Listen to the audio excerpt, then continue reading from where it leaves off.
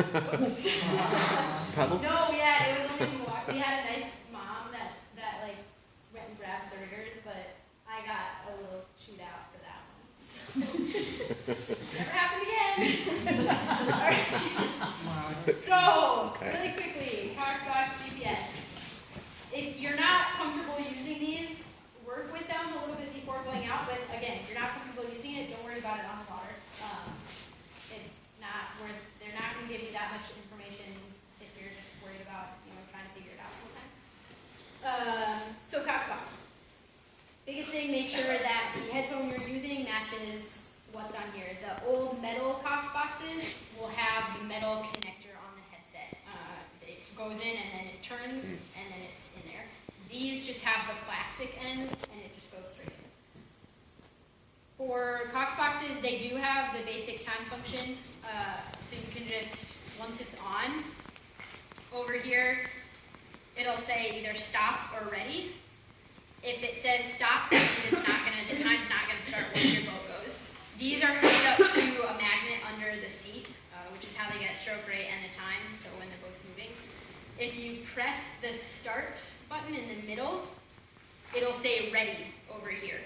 That means that as soon as the boat starts to move, this time at the bottom is going to start. So it's a good timing tool.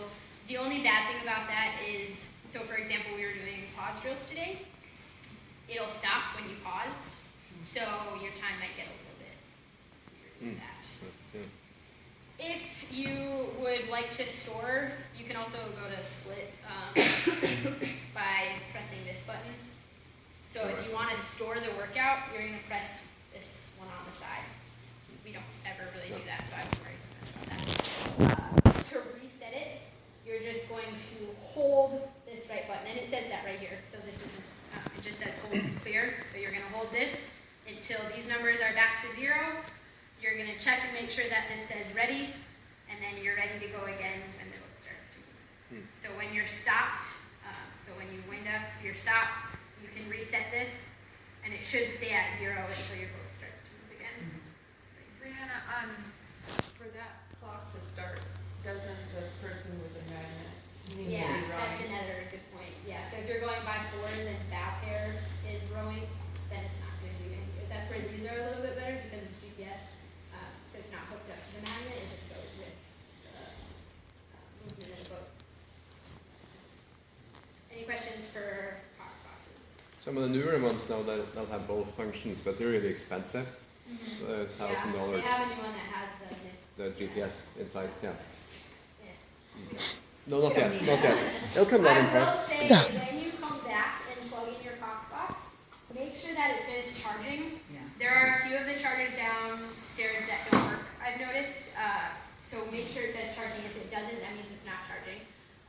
The older ones, I don't think are used as much. So if there's one that's plugged in with that, it should have the red light on. That means that charger works. You can take one and put it on one of the newer ones, and then just try to keep them rotated. But at least have, have as many Coxboxes charging at a time as you can. Because it's very, I'm sure you all know it's frustrating when there's none that are charged. Alright, UPSs.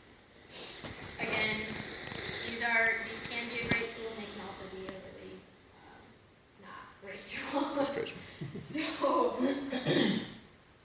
I would say sticking to the basic functions on these would be time, so you can just start it at the, like if you're in a sculling boat, you can start it at the beginning and see when it ends.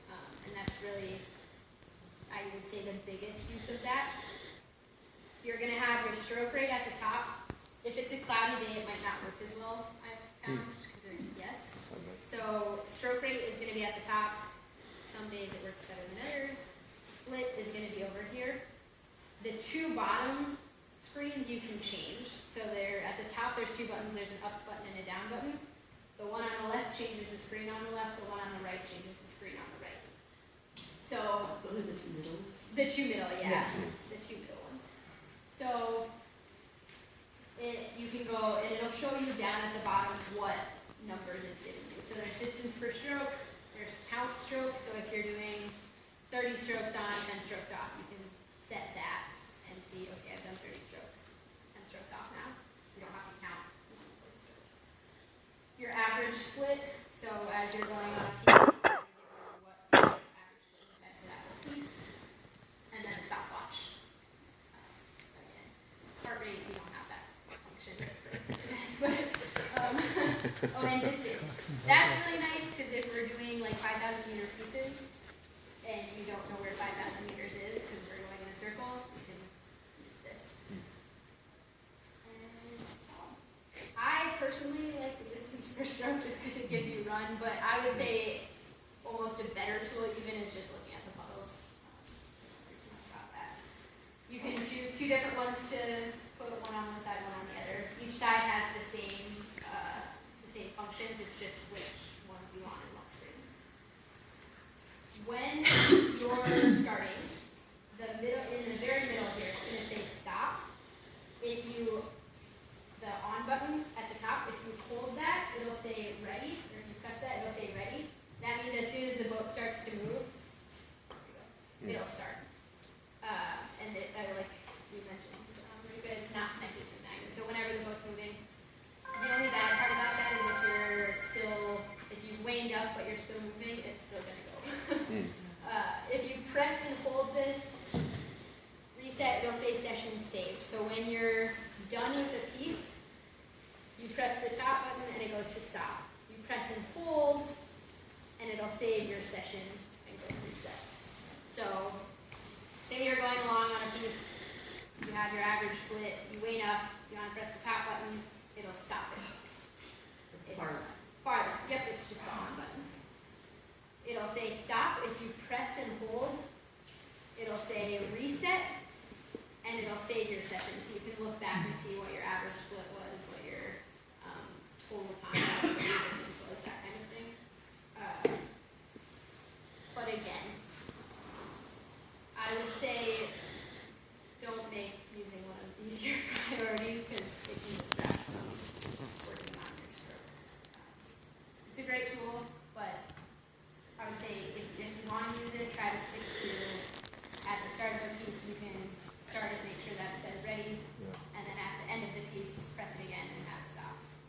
That's the main challenge. Press it twice, both when you're not rowing, and then you're done. In the skilling boats, that's the main challenge, just to remember that ready to push through. I'm a scatterbrain. I sit there and I start going, oh no, it's on stop, and it's too late, you know. Yeah. Well, and that's where it's nice that they don't start until you're moving, so you can set that up ahead of time, have it say you're ready, and then just take off. I always forget to press the stop at the end. So okay, it keeps going. That's fine.